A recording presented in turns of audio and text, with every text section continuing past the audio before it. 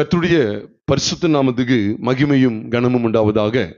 பெரியமானவர்களே, இந்த செய்திக்கு, இந்த ஆலோசனை செய்திக்கு நான் எடுத்துக்கொண்ட தலைப்பு கர்த்தருடைய சிட்சை. கர்த்தருடைய சிட்சை எப்படிப்பட்டது? கர்த்தர் எப்பொழுது ஒரு மனிதனுடைய வாழ்க்கையிலே சிட்சையை அனுமதிக்கிறார்? சிட்சைக்கும் தண்டனைக்கும் எவ்வளவு பாரதூர வித்தியாசம் உண்டு? கர்த்தருடைய சிட்சையை குறித்து வேதம் நமக்கு காண்பித்து கொடுக்கிற அற்புதமான சத்தியங்கள் என்ன என்பதை உங்களோடு கூட நான் பகிர்ந்து கொள்ள இருக்கிறேன். கர்த்தருடைய பரிசுத்த நாமத்துக்கு மகிமை கனம் உண்டாவதாக. சிட்சை அப்படின்னு சொல்லும் போதே நமக்கு ஒரு காரியம் நினைவுக்கு வரும். சிட்சை அப்படின்னு சொன்னாலே தண்டனை அப்படிங்கிறத நினைவுக்கு வரும். சிட்சை தண்டனை என்கிற ஒரு அர்த்தத்தை பெற்றிருந்தாலும் கரெக்ஷன் அப்படின்னு சொல்லப்படுகிறது உண்டு. கரெக்ஷன் என்று சொல்லும் போது சரிபடுத்துதல், சீர்படுத்துதல். தண்டனை என்பது ஒரு கட்டத்தில், தண்டனை என்பது பெரும்பாலும் அது நிர்மூலமாக்குவதற்கு ஏதுவாய் சொல்லப்பட்டது, அழிவுக்கும் நிர்மூலமாகுவதற்கும் எத்தனமானது. ஆனால் சிட்சை என்பது தண்டனைக்கு சற்று அப்பாற்பட்ட விதத்தில் ஆண்டவரிடத்திலிருந்து வரக்கூடிய ஒரு சீர்படுத்துதல். ஆண்டவர் நம்மை சீர்படுத்தும் முகாந்தரமாய் சில பகுதியிலே நம்மை தண்டிக்கிறார் என்பதை நாம் மறந்து போக வேண்டாம். ஆண்டவர் யாரை நேசிக்கிறாரோ அவர்களை சிட்சிக்கிறார் என்றுதான் வேதத்தில் வாசிக்கிறோம். நீ வேதத்தில் வாசிக்கும் போது நீதிமொழிகளின் புஸ்தகம் 3வது அதிகாரம் 11 மற்றும் 12 ஆகிய 2 வசனங்களை நாம் பார்க்கும்போது, என் மகனே, நீ கர்த்தருடைய சிட்சையை அற்பமாக எண்ணாதே, அவர் கடிந்து கொள்ளும் போது சோர்ந்து போகாதே என்று அவர் சொன்னது மாத்திரல்ல, அதை தொடர்ந்து சொல்லுகிறார், தகப்பன் தான் நேசிக்கிற புத்திரனை சிட்சிக்கிறது போல கர்த்தரும் எவனிடத்தில் அன்பு கூறுகிறாரோ அவனை சிட்சிக்கிறார் என்று சொல்லி நீதிமொழிகள் 3வது அதிகாரம் 11 மற்றும் 12 ஆகிய வசனங்களிலே நீங்களும் நானும் பார்க்க முடியும். பிரியமானவர்களே, கர்த்தருடைய சிட்சையை நாம் அற்பமாக எண்ணக்கூடாது. அவர் கடிந்து கொள்ளும் போது நாம் சோர்ந்து போகக்கூடாது. அவர் தகப்பன் எந்த மகனிடத்தில் அன்பு கூறுகிறாரோ அவரை தான் சிட்சிக்கிறார். அதே போலதான் கர்த்தரும் எப்படிப்பட்ட மகளிடத்தில் அன்பு கூறுகிறாரோ அவர்களை சிட்சிக்கிறார். அப்ப சிட்சை என்பது உண்மையாவே நேசத்தின் அடிப்படையில, சிட்சை என்பது உங்களை என்னையும் சரிபடுத்தும் அவசியத்துல தேவன் நமக்கு வெளிப்படுத்துகிறார். அல்ல, சிட்சையின் தண்டனையை வைத்து நம்ம குழப்பிக் கொள்ளக்கூடாது. we must not be confused with the punishment and chastening அப்படிதான் சொல்லணும். சிட்சை என்பது chastening என்று சொல்லி ஆங்கிலத்தில் சொல்வதுண்டு. அப்ப கர்த்தருடைய சிட்சை எப்பொழுது, எந்த சமயத்தில் வருது என்று சொல்லும் போது, நம்ம எந்த இடத்துல தவறுகிறோமோ, ஒரு சில இடத்துல நம்ம தவறும் போது, கடந்த வாரத்தில் கூட செய்தி கேட்டோம், அடக்கி வைக்கப்படும் பாவங்களும் அமைதலற்ற வாழ்க்கை அப்படிங்கிற ஒரு தலைப்புல கர்த்தருடைய வார்த்தைகளை கேட்டோம். அப்போ எப்பெல்லாம் பாவம் அடக்கி வைக்கப்படுதோ அப்பெல்லாம் மனுஷனுக்கு அமைதலற்ற சூழல் ஏற்படுகிறது. அதுதான் சங்கீதக்காரன் சங்கீதம் 32வது சங்கீதத்துல தாவீது என்ன சொல்லுகிறார்? தன்னுடைய சொந்த பாவங்களுக்காக மனஸ்தாபப்படாமல் அவைகளை அடக்கி வைத்து பார்க்கிறார். அது நிமித்தம் அவர் நித்தமும் கதறுகிறார் என்று சொல்லி சங்கீதம் 32ஆம் சங்கீதம் 3ஆம் வசனத்துல பார்க்கிறோம். அடக்கி வைத்த மட்டும் நான் நித்தம் என் கதறுதலினால் என்ன செய்கிறேன்? அவர் சோர்ந்து போகிறத, அவர் நித்தமும் அவர் கதறுகிறதுனால என் எலும்புகள் உலர்ந்து போயிற்று என்று சொல்லுகிறார். என் சாரம் உஷ்ணகால வறட்சியை போல வறண்டு போயிற்று என்று சொல்லுகிறார். பிரியமானவர்களே, அடக்கி வைக்கிற ஒரு காரியம், சில தவறுக்கு நாம் இடம் கொடுக்கும் போது கர்த்தரால் நாம் சிட்சிக்கப்படுகிறோம். உண்மையாவே இது நல்லது. நாம் சிட்சிக்கப்படாதிருந்தால் நிச்சயமாவே வேசியின் பிள்ளைகள் ஆயிருப்போம் என்று சொல்லிதான் எபிரேயர் 12வது அதிகாரத்தில் நீங்களும் நானும் பார்க்கிறோம். அப்ப சிட்சை நம்முடைய வாழ்க்கைக்கு அவசியமானது. அதனாலதான் எபிரேயர் 12வது அதிகாரத்துக்கு வரும்போது அங்கே 5ஆம் வசனத்திலிருந்து நாம் பார்க்கும்போது இதே காரியத்தை தான், நீதிமொழிகளில் சொல்லப்பட்ட அதே காரியத்தை தான் அவர் பேசுகிறார். அப்ப எபிரேயர் 12வது அதிகாரத்தில் 5ஆம் வசனத்திலிருந்து சிட்சை குறித்து பேசுகிறவர் 8ஆம் வசனத்தில் சொல்லுகிறார். 8 இதுல 7வது வசனத்தை நாம் பார்க்கும்போது, 7 மற்றும் 8 நாம் பார்க்கும்போது, நீங்கள் சிட்சையை சகிக்கிறவர்களாக இருந்தால் தேவன் உங்களை புத்திரராக எண்ணி நடத்துகிறார். தகப்பன் சிட்சியாத புத்திரன் உண்டோ? அதை தொடர்ந்து சொல்றார் பாருங்க, எல்லாருக்கும் கிடைக்கும் சிட்சை உங்களுக்கு கிடையாது இருந்தால் நீங்கள் புத்திரராயிராமல் எப்படி இருந்திருப்பீங்க? வேசி பிள்ளைகளா இருப்பீர்களே. அல்லது அப்பப்ப ஆண்டு என்ன செய்கிறார்? சிட்சித்து நம்மை நடத்துகிறார். சில சூழ்நிலையில ஒரு சில நெருக்கடி வரலாம், ஒரு சரீர சுகம் நமக்கு பாதிக்கப்படலாம், அல்லது ஏதோ ஒரு இடத்துல ஒரு நஷ்டம் வரலாம். நான் உண்மையிலேயே சொல்ல நல்லதுன்னு சொல்லுவேன். உண்மையிலேயே இப்பவும் என்னுடைய வாழ்க்கையில் ஒரு நஷ்டம் வருது, என் சரீரத்துல ஒரு சுகவினம் வருது அப்படின்னா உடனே நிச்சயம் தெரியுமா, ஆண்டவரே நான் எந்த இடத்துல நான் தவறு செய்திருக்கிறேன், இன்னைக்கு அதை செய்து வர்றேன். ஒரு சின்ன அடி வரும்போது, கீழே விழுந்து ஒரு அடிபட்டா கூட முதல்ல என்ன செய்யறது தெரியுமா, ஆண்டவர் நமக்கு விரோதமா நான் ஏதாவது தவறு செய்திருந்தா என்னை மன்னிச்சிருங்க ஆண்டவரே. வியாதி வந்துட்டுனா உடனே டாக்டர்கிட்ட போவோம். முதல்ல நம்ம செய்ய வேண்டியது என்ன தெரியுமா, ஆண்டவர் ஒருவேளை இந்த பகுதியில் நம்ம சிச்சிக்கலாம், நம்முடைய தவறை உணர்த்தி காட்டலாம். முதல் நம்ம செய்ய வேண்டியது என்ன தெரியுமா, ஆண்டவர் நான் எந்த இடத்துல தவறிட்டேன், எந்த இடத்துல ஆண்டவரை நம்மை துக்கப்படுத்திட்டேன், ஒருவேளை நான் கண்கள் நிச்சயிக்க நான் இடம் கொடுத்தது நிமித்தமா என் வாழ்க்கையில் இப்படிப்பட்ட ஒரு சிறிய தண்டனை நீ அனுமதித்து விட்டீரோ, அது ஏதோ என்னை சீர்படுத்துவதற்காக என் வாழ்க்கையில நீ இதை அனுமதித்திருக்கிற என்பதை நான் உணர்ந்து நம்மை சரிப்படுத்துறோம் பாருங்க. அதுதான் பாக்கியமானது பிரியமானவர்களே.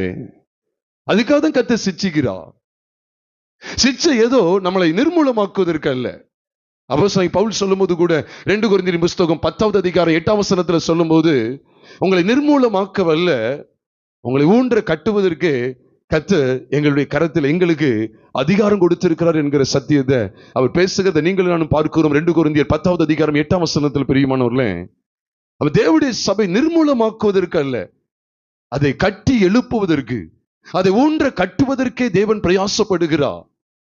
நீங்க சொல்றேன் பிரியமானவர்களே, நம்முடைய தவறுகளை சரிப்படுத்த வேண்டும். சில பகுதியில் ஆண்டவர் சிட்சை அனுமதிக்கிறார் என்றால் என் வாழ்க்கையை நான் சீர்தூக்கி பார்க்க வேண்டும், சீர்தூக்கி பார்க்க வேண்டும். சில காரியங்கள்ல ஆண்டவர் ஒருவேளை சில நேரங்கள்ல சரீர சுகவீனத்தை ஒருவேளை நம்முடைய வாழ்க்கையில் அனுமதிக்கிறார் என்றால் என்னுடைய வாழ்க்கையை நான் ஆராய்ந்து பார்க்க வேண்டியது இருக்கு. சில நஷ்டத்தை கர்த்தர் அனுமதிக்கிறார் அப்படின்னா என் வாழ்க்கையை நான் ஆராய்ந்து பார்த்து, ஒருவேளை ஆண்டவர் என்னை சிட்சிக்கிறாரோ, ஏன் இந்த வாழ்க்கையில இப்படி நடந்துச்சு அப்படின்னு தேவன்கிட்ட கேள்வி கேட்காம நான் என்ன செய்ய வேண்டியது இருக்கு, என்னை சீர்படுத்தும் முகாந்தரமாய் தேவன் இதை அனுமதிக்கிறார். அதனாலதான் பாருங்க, யோபுவின் புஸ்தகத்துல யோபு 5வது அதிகாரம் 17 மற்றும் 18 ஆகிய வசனங்களை பார்க்கும்போது, இதோ தேவன் தண்டிக்கிற மனுஷன் பாக்கியவான், ஆகையால் சர்வ வல்லவருடைய சிட்சையை அற்பமாக எண்ணாதிரும் என்று அவர் சொல்லுகிறார். யோபு 5வது அதிகாரம் 17வது வசனத்துல, இதோ தேவன் தண்டிக்கிற மனுஷன் பாக்கியவான். ஆங்கிலத்தில் விதமா இருக்கு, இன் KJV இப்படி சொல்லப்பட்டிருக்கிறது, blessed is he whom God correcteth அப்படின்னு சொல்லி சொல்லப்பட்டிருக்கு. மீண்டும் சொல்றேன், blessed is he whom God correcteth அப்படின்னு என்ன corrects. தமிழ்ல என்ன சொல்லப்பட்டிருக்கு, இதோ தேவன் தண்டிக்கிற மனுஷன் இருக்கு. ஆங்கில வேதாமத்தில் அதுக்காக நான் தப்பா போட்டுருக்குன்னு சொல்லல, அப்படி சரியான அர்த்தம் என்னன்னா தேவன் சரிபடுத்துகிற மனுஷன் பாக்கியவான், தேவன் சரிபடுத்துகிற மனுஷன் பாக்கியவான். எவ்வளவு மேன்மையா இருக்கு பாருங்க. ஆகையால் சர்வ வல்லவருடைய சிட்சையை அற்பமா எண்ணாதிரும். யோபுடைய வாழ்க்கை என்ற கேட்டீங்கன்னா அது சிட்சை தான் சொல்லுவேன். அதனால அதுக்கு அடுத்த வசனம் 18ஆம் வசனத்துல சொல்றார், அவர் காயப்படுத்தி காயம் கட்டுகிறார், அவர் அடிக்கிறார், ஏதோ அவருடைய கை என்ன செய்கிறதா, ஆட்டுகிறது. அடிக்கிறார், அவருடைய கை ஆட்டுகிறது. அவர் காயப்படுத்தி காயம் கட்டுகிறார் என்று வேதம் சொல்லுது. நீங்க நிறைய பேர் சோர்ந்து போயிருந்தோம், சோர்ந்து போகாதீங்க, பின்வாங்கி போயிடாதீங்க. சில பாடு வரும்போது, சில நெருக்கம் வரும்போது, இது கர்த்தர் என்னை புத்திரனா எண்ணி, புத்திரிகளா எண்ணி என்னை என்ன செய்கிறார், இப்படிப்பட்ட அனுபவத்தில் என்னை உருவாக்க அவர் பிரியப்படுகிறார். இப்படிப்பட்ட பாடுகளுக்கு மத்தியில, இப்படிப்பட்ட சிட்சைக்குள்ளாக என்னை சீர்படுத்த விரும்புகிறார். இது அறிந்து கொள்றவன் தான் பாக்கியவான். அதனால யாக்கோபு சொல்லும்போது யாக்கோபு 1:12 சொல்ற, இதோ சோதனையை சகிக்கிற மனுஷன் பாக்கியவான். இது அப்படிதான் சொல்ற, சோதனையை சகிக்கிற மனுஷன் பாக்கியவான், அவன் உத்தமன் என்று விளங்கின பின்பு கர்த்தர் தம்மிடத்தில் அன்பு கூறுகிறவர்களுக்கு வாக்குத்தத்தம் பண்ணின ஜீவக்கிடத்தை பெறுவான் என்று சொல்லப்பட்டிருக்கிறது. எவ்வளவு மேன்மையா இருக்கு பாருங்க. அவன் சோதனையின் ஊடா கடந்து போய் ஜீவ கிரீடத்தை அனுபவிக்கிற பாக்கியத்தை பார்க்கிறோம். நீங்க நம்ம நினைக்கும் தலை வலியா இருக்க, ஒரே தலைவலியா இருக்க, பிரச்சனையா இருக்குன்னு நினைப்போம். ஆனா தலையில கிரீடத்தை கொடுக்கிறார் பாருங்க, ஜீவ கிரீடத்தை பெறுவான். எவ்வளவு ஒரு பெரிய பாக்கியத்துக்குள்ள நடத்துகிறார். இப்ப யோபுடைய வாழ்க்கையை பார்க்கும்போது உண்மையில அவர் சிட்சிக்கப்பட்ட ராமா, நம்ம நினைப்போம் அவர்கிட்ட எந்த குறைபாடு இல்லையே, தேவனே அவரை குறித்து சாட்சி கொடுத்தாரு, நீதிமானும் சன்மார்க்கனும் பொல்லாப்பை விட்டு விலகுறவனும் தேவனுக்கு பயந்தவனும் அப்படி சொல்லி தேவனே அவரை குறித்து சாட்சி கொடுத்தாரு. அப்ப ஏன் இவருக்குள்ள ஒரு சிச்சை வருகிறது? சர்வ வல்லவருடைய சிச்சை அற்பமா எண்ணாதிரும் என்று ஏன் சொல்லப்பட்டிருக்கிறது என்று சொன்னா, யோபு சில பாடுகளின் வழியா போகும்போது சில முறுமுறுப்புக்கு இடம் கொடுக்கிறார். யோபு துணிகரமா பாவம் செய்தான்னு சொல்லக்கூடாது, யாருமே சொல்லக்கூடாது. இது பலவீனம். இது என்னது? பலவீனம். ஏன்னா யோபுடைய வாழ்க்கையை பார்த்தீங்கன்னா, அவர் தம்மை உத்தமமாய் காண்பித்துக்கிட்டே வர்றார். தன்னை நீதிமானாய் காண்பிக்கிறார். தன்னுடைய சுய நீதிகளை வெளிப்படுத்திக்கிட்டே இருக்கிறார். நான் எப்படி இருந்தேன் தெரியுமா? உத்தமனை கர்த்தர் சோதிக்கிறாரு. நான் என் கையில ஒரு குற்றம் இல்லாத இருக்கையில நான் இப்படிப்பட்ட கஷ்டங்களை அனுபவிக்கிறேன்னு சொல்லி தன்னுடைய சுய நீதிகளை வெளிப்படுத்திக்கிட்டே இருக்கிறாரு. ஒரு கட்டத்தில் ஆண்டவர் இறங்கிட்டார். அவருடைய சிநேகிதர்கள் 3 பேர் பேசுறாங்க. பில்தாது, எலிபாஸ், சோப்பார் அப்படி சொல்லி 3 சிநேகிதர்கள் பேசி முடித்ததுக்கு பிறகு எலிகுவும் பேசுகிறார். இளைவனாகிய எலிகுவும் பேசுகிறார். அதை தாண்டி கர்த்தர் கையில் எடுக்கிறார். 38வது அதிகாரத்திலிருந்து பார்க்கிறோம். 38, 39 ஆண்டவர் யோபுட்ட பேச பேச பேச யோபு 40வது அதிகாரம் 4ஆம் வசனத்துல பார்க்கிறோம். இதோ நான் நீசன், நான் உமக்கு என்ன மறு உத்தரவு சொல்லுவேன் சொல்லிட்டுதான் சொல்றார். என் கையினால் என் வாயை பொத்திக் கொள்ளுகிறேன். நான் 2 தரம் பேசினேன், இனி நான் பேசாமலும் பிரதி உத்தரம் சொல்லாமலும் இருப்பேன். சீர்படுறார் பாருங்க. அது மட்டும் இல்ல, 42வது அதிகாரத்துக்கு வரும்போது நம்ம எல்லாருமே யோபு 42:2 தான் நம்ம கண்ணுக்கு முன்னால வரும். அதிகமா தேவரீர் சகலத்தையும் செய்ய வல்லவர், நீ செய்ய நினைத்தது தடைபடாது என்பதை அறிந்திருக்கிறேன்னு சொல்றீங்க. அவர் இன்னொன்னையும் அறிஞ்சிருக்கிறார். என்ன தெரியுமா? 3ஆம் வசனத்தை கவனிச்சு பாருங்க. அது என்ன தெரியுமா? தேவரீர் சகலத்தையும் செய்ய நீ வல்லவர். அவர் என்ன செய்தார் தெரியுமா? யோபுவை தூளுக்குள் சாம்பலுக்குள்ள நடத்தினார். 3ஆம் வசனத்தை பாருங்க. அவர் சொல்றார், என் புத்திக்கு எட்டாததை. முதல்ல என்ன சொல்றாரு? எனக்கு தெரியாததையும் என் புத்திக்கு எட்டாததையும் நான் அறியாததையும் என்ன செய்தேன்? அலப்பினேன் அப்படின்னு சொல்லி சொல்றாரு. அப்ப இதெல்லாம் நான் அலப்பிட்டேன் சொல்லிட்டு தான் தொடர்ந்து சொல்றாரு. 5:6 சொல்லும் போது, உம்மை குறித்து என் காதினால் கேள்விப்பட்டேன், இப்பொழுதோ என் கண் உம்மை காண்கிறது, ஆகையால் நான் என்னை அருவருத்து. எந்த இடத்துக்கு வந்து பார்த்தீங்களா? நான் என்னை அருவருத்து தூளிலும் சாம்பலிலும் இருந்து மனஸ்தாபப்படுகிறேன். சிநேகிதர்கிட்ட பேசும்போது அருவருத்தாரா? தன்னை அருவருத்து பேசினாரா? இல்ல. எலிகிட்ட பேசும்போது இல்ல, தன்னை அருவருத்து பேசல. தன்னை அற்புதமாய் பேசுகிறார். நான் எவ்வளவு நியாயம் செஞ்சேன், எவ்வளவு பேருக்கு உதவி செஞ்சேன், முடவனுக்கு காலா இருந்தேன், குருடனுக்கு கண்ணா இருந்தேன், விதவைகளெல்லாம் ஆதரித்தேன், எனக்கு ஏன் இப்படி நடக்கும் அப்படின்னு சொல்லி தன்னுடைய அருமை பெருமைகளை அள்ளி வீசிக்கிட்டே இருக்கிறாரு. அதுக்கு முந்தின அதிகாரங்கள் எல்லாம் நமக்கு தெரியும். இப்போ எல்லாம் அடங்குது பாருங்க. ஆண்டவர் சில சூழ்நிலையை அனுமதிக்க நம்முடைய வாழ்க்கையில பாருங்க, இந்த இழப்பு மூலமா ஆண்டவர் இந்த இழப்பு மூலமா யோபுவை நிர்மூலமாக்க சித்தம் கொள்ளல, ஊன்ற கட்டுகிறது தான் சித்தம் கொண்டார். அப்ப சிச்சையை தொடர்ந்து அவர் அனுபவிக்கிற ஆசீர்வாதத்தை கவனிச்சு பாருங்க. யோபுடைய வாழ்க்கை நமக்கு திருஷ்டாந்தம் பிரியமானவர்களே. நம்ம கொஞ்சம் பேர் அந்த இடத்துல கூடி வந்திருந்தாலும், ஒருவேளை இந்த ஒளிபெருக்கின் மூலமா, ஒருவேளை இந்த காணொலியில் இந்த செய்தியை கேட்டுக்கிட்டு இருக்கலாம். நான் சொல்றேன், சில இழப்பு, சில போராட்டம், சில பிரச்சனை, சில நஷ்டங்கள், சில பலவீனங்கள், சில சரீர சுகவீனங்கள் வருதா, இவன் சொல்றேன், தேவன் யாரிடத்தில் அன்பு கூறுகிறாரோ அவர்களை சிச்சித்து நடத்துகிறார். அப்படிப்பட்ட மனிதன் பாக்கியவான். பைபிள் அப்படிதான் இருக்கு, அப்படியே பைபிள்ல இருக்கு.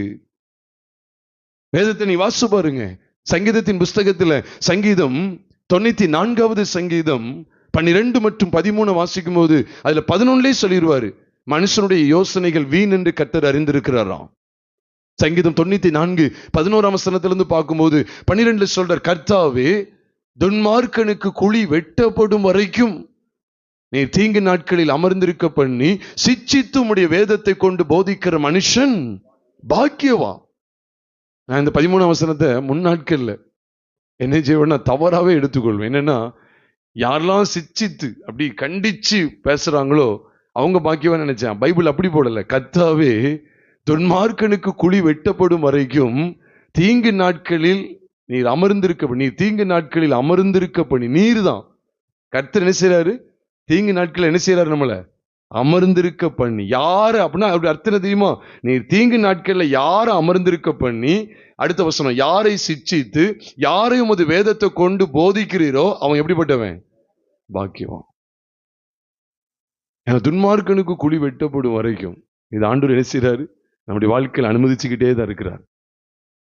உடனே நம்ம நினைச்சிடக்கூடாது. இன்னைக்கு சிச்சையை நம்ம பார்க்கறதே கிடையாது. ஆண்டவர் உங்களை சிச்சிக்கிறார் அப்படின்னு சொன்னா உடனே நமக்கு கோபம் வந்துருது. அதெல்லாம் சிச்சிக்கல, இது இயல்பா நடக்கிறது அப்படி சொல்லிடுது. நம்ம இது இயல்பா நடக்கிறதுங்க. உன் மத்தியில போதிக்கக்கூடிய இடத்துல இருக்கிற நானும் இன்னைக்கு வரைக்கும் நான் இயல்பா நடக்குன்னு நினைக்க மாட்டேன். ஒரு தேவ பிள்ளையினுடைய வாழ்க்கையில உலகத்தாருக்கு நடக்கிற மாதிரிலாம் நடக்காது. என்னைக்கு நம்ம கர்த்தராகி இயேசு கிறிஸ்துவின் விலையேறப்பட்ட இரத்தத்தினால கழுவப்பட்ட நிச்சயத்துக்குள்ள வந்து அவருடைய பிள்ளைகளை மாறுகிறோமோ, அன்றையில இருந்து நம்முடைய வாழ்க்கையை அவர் தான் டேக் ஓவர் பண்றாரு. அவர் தான் கையில் எடுத்திருக்கிறார். அப்ப அவருடைய கரத்துல இருக்கிறோம். அந்த உணர்வோடு கூட ஜீவிக்க அழைக்கப்பட்டிருக்கிறோம் பிரியமானவர்களே. அப்ப அவருடைய அனுமதி இல்லாம நம்மளை எதுவுமே அணுகாது. ஒரு பிரச்சனை வருது, உடனே இயல்பா நடக்கு. நம்ம திருந்தவே மாட்டோம். கர்த்தர் ஒரு காரியத்தை செய்ய விரும்புகிறா. கர்த்தர் ஒரு காரியத்தை இன்னும் ஜெபம் ஒன்றை காணாதுன்னு சொல்றாரு. ஏதோ ஒண்ணு என்னை சரிபடுத்த விரும்புகிறா. சில நேரங்கள் பாருங்க, பிள்ளைகளுக்கு ஏதாவது சில இதுல சின்ன பிள்ளைகளுக்கு ஏதாவது கொடக்கும். எல்லா சூழ்நிலையிலும் நம்ம வளர்ச்சி அடையணும். அதை மட்டும்தான் பார்க்கணும். எல்லாத்துக்கும் கொடுக்கிற மாதிரி கொடுக்கலையா அப்படின்னு நீ ஜெபத்துல நீ வளரவே மாட்ட. கொடுக்குது என் ஜெபத்தில், நான் ஜெபத்துல குறைவுள்ளவனா இருக்கிறேன் மன்னிங்க. அதுக்கு மேல ஆஸ்பத்திரி கூட்டி போய் பார்த்துக்கலாம். இதுல என்ன இருக்கு? முதல்ல என்ன செய்ய வேண்டியது? நம்மளை சரிப்படுத்த வேண்டியது இருக்கு, நம்மளை சீர்படுத்த வேண்டியது இருக்கு. தேவனுக்கு அது நோக்கம் பிரியமானவர்களே. அப்படியே விட்டுட்டாருன்னா, அப்படியே ஒண்ணுமே கண்டுக்கிடாம விட்டுட்டாருன்னா சிச்சையே இல்லையா, இதெல்லாம் ஒண்ணும் கிடையாது, நம்ம சரிப்படுத்த வேண்டிய அவசியம் கிடையாதுன்னு சொல்லி மழுங்கி மழுங்கி மழுங்கி போவோம். அப்படின்னா வேசியின் பிள்ளைகளா இருப்போம். இது நான் சொல்லல, பைபிள் சொல்லுது. வேசியின் பிள்ளைகள் எப்படி இருக்கும் பாருங்க. கர்த்தருடைய பிள்ளை கிடையாது, அது வேசியின் பிள்ளை. யாருக்கும் பிறந்தது, தேவனால் பிறந்தவங்க கிடையாது. அது யாருக்கும் எவனுக்கும் பிறந்தது அப்படிங்கிற அந்த வேசியின் பிள்ளைகள் ஆயிடக்கூடாது. அதனாலதான் தேவன் நம்மளை எவ்வளவு சிச்சித்து நடத்துறாரு பார்த்தீங்களா? அதனாலதான் யோபு ஆண்டவர் பாருங்க, எப்படிலாம் பேசிட்டு இருந்த மனுஷன் வாயை பொத்தி கொள்ற இடத்துக்கு வர்றாரு பாருங்க. அப்ப ஆண்டவர் அனுமதிக்கிற சில சூழ்நிலைகள் ஒரு மனிதனை எவ்வளவாய் சீர்படுத்துகிறது என்பதை நீங்கள் நானும் விளங்கி கொள்ள அழைக்கப்பட்டிருக்கிறோம். அதனாலதான் எபிரேயர் 12வது அதிகாரத்துல இதனுடைய ஆசீர்வாதத்தை சற்று கவனிச்சு பார்த்தீங்க அப்படின்னு சொன்னா, இந்த ஆசீர்வாதத்தை பாருங்க. எபிரேயர் 12வது அதிகாரத்துல அப்போ 9, 10, 11 ஆகிய 3 வசனங்களை பார்க்கும்போது, அன்றியும் தம்முடைய சரீரத்தின் தகப்பன்மார்கள் நம்மை சிட்சிக்கும் போது அவர்களுக்கு நாம் அஞ்சி நடந்திருக்க நாம் பிழைக்கத்தக்கதாக ஆவிகளின் பிதாவுக்கு வெகு அதிகமாய் அடங்கி நடக்க வேண்டும் அல்லவா சொல்றார் பாருங்க. அவர்கள் தங்களுக்கு நலமென்று தோன்றினபடி கொஞ்ச காலம் சிட்சித்தார்கள். கொஞ்ச காலம். இவரோ தம்முடைய பரிசுத்தத்துக்கு நாம் பங்குள்ளவர்கள் ஆகும் பொருட்டு, நோக்கத்தை கவனிக்கீங்களா? தம்முடைய பரிசுத்தத்துக்கு பங்குள்ளவர்கள் ஆகும் பொருட்டு என்ன செய்கிறாரா? நம்முடைய பிரோஜனத்துக்காகவே நம்மை சிட்சிக்கிறார். எந்த சிச்சையும் தற்காலத்தில் சந்தோஷமாய் காணாமல் துக்கமாய் தான் என்ன செய்யும்? காணும். அதில் பிற்காலத்தில் அதில் பழகினவர்களுக்கு அது நீதியாகிய சமாதான பலனை தரும்.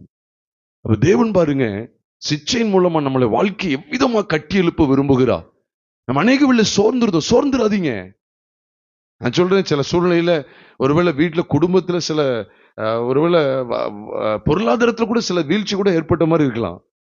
உடனே கேளுங்க, ஆண்டவரே நான் எந்த இடத்துல என்ன சரிப்படுத்தணும்? நான் ஏதோ ஒரு இடத்துல வார்த்தையில தவறிட்டேனா? என்ன இன்னும் சரிப்படுத்துங்க ஆண்டவரே.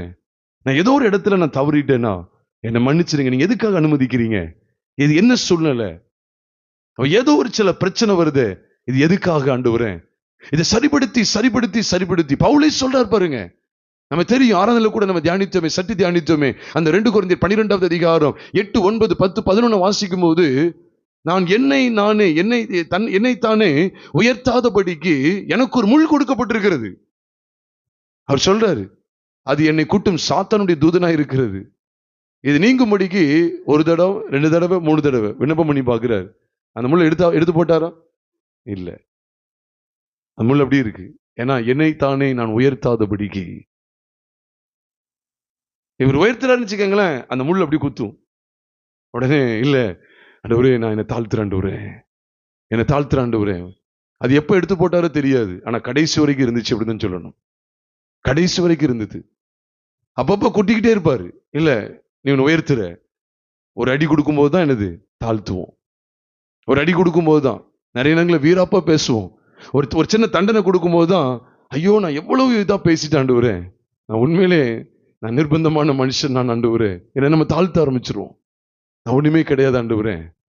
அதனாலதான் ஆதியில அப்போஸ்தலர்கள் எப்படி விதமாய் வாழ்ந்து வந்தாங்க. தாழ்த்திக்கிட்டே இருக்காங்க. சில நெருக்கத்தின் பாதையில தாழ்த்துறாங்க. பவுலுக்கு அநேக வெளிப்பாடுகள் கிடைச்சிருக்கு. 2 கொரிந்தியர் 12வது அதிகாரத்துல பார்க்கிறோம். அப்ப அவருடைய ஜீவியத்துல எவ்வளவு வெளிப்பாடு பாருங்க. அநேக அப்போஸ்தலருக்கு கிடைக்காத வெளிப்பாடு அவருக்கு அதிகமா கிடைச்சது. ஆனா முள்ளும் கிடைச்சது. எப்படி பாருங்க, முள்ளும் கொடுக்கிறார். ஏன்னா பவுல இப்ப பவுலுக்கு மட்டும் முள்ளு கொடுக்கப்படலன்னு வச்சுக்கோங்களேன், பவுல் நரகத்தான் போயிருப்பார் நிச்சயமா. ஏன்னா தன்னைத்தானே உயர்த்தினா அப்புறம் நரகத்தான் தூக்கி போடுவாரு. தாழ்மையுள்ளவருக்கு தான் கிருபை அளிக்கிறார். அப்ப எனக்கு எல்லாம் கிடைச்சிட்டு அப்படின்னு சொல்லி பெருமையில் ஆடி இருந்தான்னு வச்சுக்கோங்களேன், பவுல் எங்க தான் போகணும்? நரகத்தான் போகணும். அதனாலதான் பாருங்க, ஆண்டவர் நம்முடைய பரிசுத்தத்துக்கு பங்குள்ளவர்கள் ஆகும் பொருட்டு அவர் சிச்சிக்கிறார். நம்முடைய பிரோஜனத்துக்காகவே சிச்சிக்கிறார். எவ்வளவு நல்ல தேவன் பாருங்க, எவ்வளவு நல்ல தேவன். எவ்வளவு வாழ்க்கையில் இந்த சிச்சையை தொடர்ந்து வரக்கூடிய ஆசீர்வாதத்தை பார்த்தா ரெட்டிப்பான ஆசீர்வாதத்தை கொடுக்கிறாரு. இதனை பார்க்கும்போது எவ்வளவு ஒரு மேன்மையான இடத்துக்குள்ள வச்சிருக்கிறார் பாருங்க. உலக பிரகாரமானதை நான் பேசல. உலக பிரகாரம் அது தந்தார் இது தந்தார் அப்படிங்கிற காரியம் இல்ல. அவருடைய அவர் வாழ்க்கையை குறித்து தேவன் எவ்வளவு அக்கறை உள்ளவரா இருக்கிறார். நமக்கும் ரெட்டிப்பான ஆசீர்வாதம் இருக்கு. அது எப்படி? இப்பூமியிலையும் நித்திய ஜீவனை அனுபவிக்கிறோம், பரலோகத்தில் என்ன செய்வோம்? நித்திய ஜீவனை அனுபவிப்போம். இப்படிப்பட்ட ரெட்டிப்பான ஆசீர்வாதத்தை தேவன் தந்து நம்மை ஆசீர்வதிக்க அவர் போதுமானவர், பிரியமானவர்ல. ஆனா நம்ம சிச்சையை நம்ம தள்ளிடக்கூடாது. ஒரு இடத்துல ஆண்டவர் சொல்றார் பாருங்க, நான் நினைக்கிற சங்கீதம் 50வது சங்கீதம் 17 மற்றும் 18 வாசிக்கும் போது ஆண்டவர் சொல்றாரு, சிச்சை நீ பகைத்து என் வார்த்தைகளை உனக்கு பின்னாக எரிந்து போடுகிறாய், திருடனை காணும்போது அவனோடு ஒருமித்து போகிறாய், விபச்சாரக்காரரோடும் உனக்கு இப்ப புரியுதா? அவள் எல்லாம் வேசின் பிள்ளைகளா இருப்புன்னு சொன்னாரு. சிச்சையை பகைச்சிட்டா இவன் யாரோட தான் பங்குள்ளவனா இருக்கிறான்? அப்போ தவறான தொடர்பு, விபச்சாரக்காரரோடு உனக்கு பங்கு உண்டு. எல்லாத்தையும் கவனிங்க. அதனாலதான் 17 சொல்ல, சிச்சை நீ பகைத்து என் வார்த்தைகளை உனக்கு பின்னாக. அப்ப தேவன் தமது வார்த்தைகளை நமக்கு தந்துகிட்டே இருக்கிறார். என்னை சீர்படுத்து, இந்த இடத்துல நீ சரியில்லைப்பா, உன்னை மாற்றிக்க, உன்னை மாற்றிக்கொள்னு சொல்லி பேசுவார். உண்மையாவே பிரியமானவர்களே, நம்ம எந்த இடத்துல தவறு செய்யறோம்? ஒரு முறை 2-3 தடவை கூட நான் கேட்டிருக்கேன் சாட்சியை. ஒரு சாட்சி சொல்லுவாங்க. ஒரு ஊழியக்காரர், அதாவது பண்டரஞ்சிட்டி விலையில சொல்லுவாங்க, கிருஷ்ணநகரத்தை தாண்டி பண்டரஞ்சிட்டி விலையில நடந்த ஒரு சம்பவத்தை சொல்லுவாங்க. செலுத்துறன்னு ஒரு அண்ணன், அவங்க ஆண்டவருக்கு வைராக்கியமா ஊழியம் செய்தவங்க. அவங்க தாயார் என்ன பண்ணாங்கன்னா, இவர் நல்ல ஜோம் பண்ணுவார், நல்லா அப்படி ஆண்டவரோடு இருப்பாரு. ஏதோ ஒரு இதுல அவங்க பையன் தானே, அவருக்கு பையன் தானே, ஏதோ ஒரு இதுல தலையில ஒரு கொட்டு கொட்டிட்டாங்க. இவங்க தலையில கொட்டுனதுதான் தாமதம். இவங்களுக்கு பிடிச்சது பாருங்க, ஒரு தலைவலி பயங்கரமா. இவர் பெரிய பரிசுத்தவான். அவங்க ஏதோ ஒரு இதுல பையங்கிறதுல வேற ஏதோ ஒரு இதுல ஒரு கிண்டல் பண்றதுல ஏதோ ஒண்ணுல கொட்டி உனக்கு பெரிய இது ஊழியக்காரன் ஏதோ சொல்லி சத்தம் போட்டு அப்படி கொட்டிட்டாங்க. தலைவலினா தாங்க முடியல. மாத்திரை போட்டா எதுக்குமே சரியாகல. கடைசி என்ன பண்ணாங்க தெரியுமா? இவங்க அவ பையன் ஜோம் பண்ணாங்க. அப்பதான் சரியாச்சு. அவங்க ஒப்பு கொடுத்தாங்க. சில சூழ்நிலையில ஒப்பு கொடுக்கலன்னா நிச்சயமா அதான் சொல்றேன், சிச்சையை பகைக்கிறவர்கள் கர்த்தருடைய வார்த்தையை தங்களுக்கு பின்னாக எரிந்து போடுவார்கள். இது உண்மை. வார்த்தைலாம் உள்ள ஏறாது. சிச்சைக்கு நம்ம ஒப்பு கொடுத்தோம் அப்படின்னா, உண்மையாவே நான் என்னை சரிப்படுத்துறதுக்கு தான் தேவன் இதை அனுமதிச்சிருக்கிறார் அப்படிங்கிற உணர்வு எனக்கு இருந்துச்சு அப்படின்னு சொன்னா, நிச்சயமா கர்த்தருடைய வார்த்தையை நான் பின்னுக்கு எரிய மாட்டேன். நான் அடிக்கடி சொல்லுவேன், செலுவை பெட்டி உபதேசம் நம்ம கேட்கறதெல்லாம் ஒரு பிரோஜனம் கிடையாது. அப்படி ஆழம் சொல்லிதான் இன்னைக்கு நிறைய பேர் ஜிப்பா போட்டு நிறைய கூட்டம் அலையுது. ஆழமான சத்தியங்களை பேசிட்டு தான் இருக்காங்க. வாழலன்னு வச்சுக்கங்களேன், ஒரு பிரோஜனம் கிடையாது. நம்ம தான் சொல்லிட்டு இருக்கோம், சிலுவையில் அறையப்பட்டிருக்கிறேன், நாங்க சிலுவையில் அறையப்பட்டு இருக்கிறோம், எங்கள் பழைய மனுஷன் சிலுவையில் அறையப்பட்டிருக்கிறான். ஆனா மனைவி ஒண்ணு சொன்னா போதும், மல்லு கட்டுறோம். ஆண்கள் மல்லு கட்டுறாங்க. அது கணவன் ஒண்ணு சொன்னா போதும், மனைவிமார் மல்லு கட்டுவாங்க. இப்ப அப்பப்போ கேட்க வேண்டியது இருக்கு, சிலுவையில் அறையப்பட்டிருக்கீங்களா? கை ஓங்கிச்சுன்னு வச்சுக்கீங்களேன், கை இன்னும் சிலுவைக்கு போகலையா அப்படின்னு கேட்கணும். வாய் நீண்டுச்சுன்னா, வாய் உனக்கு சிலுவைக்கு போகலையா? நம்ம சிலுவை பற்றி தரமான செய்திகளை பேசுறோம். ஆனா இன்னும் என்ன செய்யறோம்? குழந்தைகளாவே இருக்கிறோம், சிலுவைக்குள்ளே வரதில்லை. அப்ப தேவன் சில சிச்சைகளை அனுமதிக்கும் போது அப்படியாவது நீ மனம் திரும்பு. உடனே இல்ல, அது இயல்பா நடக்கிறதுங்க. வியாதி நமக்கு மட்டுமா வருது? அது உலகத்தாருக்கு நடக்கு. அவன் சாக போறான், அவன் வேசின் பிள்ளை, அவன் நடந்து போறான். நம்ம இப்படிதான் தட்டி விட்டுருவோம். பவுல் இப்படி தட்டி விட்டுருக்கலாம். இல்ல, நான் ஒரு முள்ளு கொடுக்கப்பட்டிருக்கு, எனக்கு மட்டும்தான் பிரச்சனை. கண்ணில் அவருக்கு கண்ணீரா வரும்னு சொல்லுவாங்க. அவர் இருந்தாலே தண்ணியா கண்ணீரா வந்துகிட்டே இருக்குன்னு சொல்லி பூர்வத்துல சொல்றாங்க. எனக்கு மட்டுமா பிரச்சனை, உலகத்துல எத்தனை பேருக்கு பிரச்சனை இருக்கு அப்படின்னு தட்டி விட்டு இருந்தாருன்னா, இவர் தன்னுடைய சொந்த பெருமையிலேயே நரகத்திற்கு தாராளமாய் சென்றிருந்திருப்பார். நான் என்னை உயர்த்தாதபடிக்கு. எவ்வளவு அழகா சொல்றாரு பாருங்க. அப்ப இதை அந்த கிரகிக்காங்க பாத்தீங்களா? இது அடையாளம் கண்டுகொள்றாங்க, ரெகக்னைஸ் பண்றாங்க பாருங்க. இவங்க தான் பாக்கியவான்கள், பிரியமானவர்களே. அதான் அவர் சொல்றாரு, சிச்சித்து உம்முடைய வேதத்தை கொண்டு போதிக்கிற மனுஷன் பாக்கியவான். அப்ப ஆண்டவர் சிச்சை அனுமதிக்கிறது எதுக்கு தெரியுமா? வேதத்துக்குள்ள வரணுங்கிறதுக்காக. அப்படித்தானே சங்கீதத்துல வாசித்தோம். சங்கீதம் 94:13 அதுதானே வாசித்தோம். சிச்சித்து உமது வேதத்தை கொண்டு போதிக்கிற, உம்முடைய வேதத்தை கொண்டு போதிக்கிற மனுஷன் பாக்கியவான். அதைத்தான் நீங்க சங்கீதம் 50:18 அதானே சொல்லுது. சிச்சையை நீ வெறுத்து, மன்னிக்கும், நீ பகைத்து என் வார்த்தைகளை உனக்கு பின்னாக என்ன செய்கிறாய்? எரிந்து போடுகிறாய். கேளுங்க பிரியமானவர்களே, எதுக்காக ஆண்டவர் அனுமதிச்சா? இன்னும் என்கிட்ட என்ன குறை இருக்கு? இன்னும் என் வாயின் வார்த்தைகளை அடக்க வேண்டியது இருக்குதா? அல்லது என் கண்கள் நிச்சயம் பிடிக்கப்பட்டிருக்கிறேனா? இன்னும் நான் அந்தரங்கத்துல இன்னும் ஏதோ ஒரு சில பாவத்தோடு நான் வாழ்ந்துகிட்டு இருக்கிறேனோ? அல்லது நான் தேவ சமூகத்தில் அதிகமா ஜெபிக்காம இன்னும் நிர்விசாரமான போக்கில போய் கொண்டு இருக்கிறேனோ? இன்னும் பரிசுத்தத்துக்கு அடுத்த காரியங்கள்ல நான் இன்னும் ஆண்டவருக்கு விரோதமா நடந்துகிட்டே இருக்கிறேனோ? ஆராய்ந்து பார்த்து என்னை சீர்படுத்த ஒப்பு கொடுக்கும் பாருங்க. அதுதான் உண்மையிலே சிச்சையை தங்களிடத்தில் பெற்றுக்கொண்டு இருக்கிறதுக்கு அடையாளம். அதான் பைபிள் சொல்லுது. நீ சிச்சையை பகைத்துட்டா என் வார்த்தைகளை நீ உனக்கு பின்னால எரிஞ்சு போட்டுருவேன். திருடனை காணும்போது என்ன செஞ்சிருவேன்? இப்போ கர்த்தருடைய சரீரத்தெல்லாம் சபை வராது. இன்னைக்கு அதான் நடக்கு. அவங்களோட தேவ பிள்ளைகளோட ஐக்கியப்பட மாட்டாங்க. ஏன்னா வேசியின் பிள்ளைகள் எப்படி? வேசியின் பிள்ளைகள் வேற, என்னது தேவனுடைய பிள்ளைகள் வேற அல்லவா? திருடனை காணும்போது அவனோடு ஒருமித்து போகிறாய், விபச்சாரக்காரரோடும் உனக்கு பங்கு உண்டுன்னு சொல்றாரு. எவ்வளவு பயங்கரம் பாருங்க. அதனாலதான் வேதத்துல பாருங்க, ஒரு சில மனிதர்களை வேகமா நான் காண்பித்து கொடுத்து நான் முடிக்க வாஞ்சிக்கிறேன். வேதத்தினுடைய இன்னும் ஆழங்களை நம்ம இனிமேதான் படிக்க போறோம். கர்த்தருக்கு ஸ்தோத்திரம். தயவுசெய்து நீங்க அப்படி கவனிச்சுட்டே வாங்க. இவ்வளவு மறைப்பொருள் இருக்குதா? ஆமா இருக்கு. நம்ம அதை அறிய போறோம். சூலமித்திங்கிற ஒரு சகோதரிய உன்னத பாட்டுல நீங்கள் நானும் பார்க்கிறோமே. அந்த சூலமித்தியை கொஞ்சம் கவனித்து பாருங்களேன். இந்த சூலமித்தியுடைய வாழ்க்கைய நான் கிட்டத்தட்ட 2 பகுதியை நான் பார்ப்பேன். நான் அப்படி அறிந்து கொள்வது, அது நமக்கு தெரியும். சில வருஷங்களுக்கு முன்னாக உன்னத பாட்டு குறித்து நம்ம அதிகமா பைபிள் ஸ்டடி, ஒரு வசனத்தை 1.5 மணி நேரம் 2 மணி நேரம் நம்ம தியானிச்சிருக்கோம். நமக்கு தெரியும், பழைய ஆட்களுக்கு தெரியும்.